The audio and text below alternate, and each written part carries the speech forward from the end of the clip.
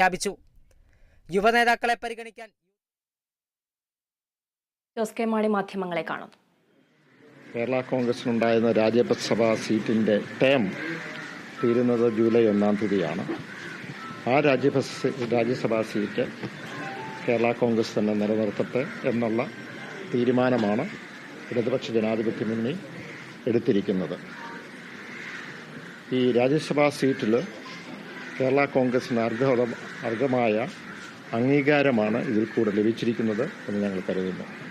ഇതുമായി ബന്ധപ്പെട്ട് ഇടതുപക്ഷ ജനാധിപത്യ മുന്നണിക്ക് നേതൃത്വം കൊടുക്കുന്ന CPM-ഉം പ്രത്യേകിച്ച് മുഖ്യമന്ത്രിയും എടുത്ത തീരുമാനവും അതോടൊപ്പം തന്നെ മുന്നണിക്കും ഉള്ള സന്തോഷം ഞങ്ങൾ അറിയിക്കുകയാണ്.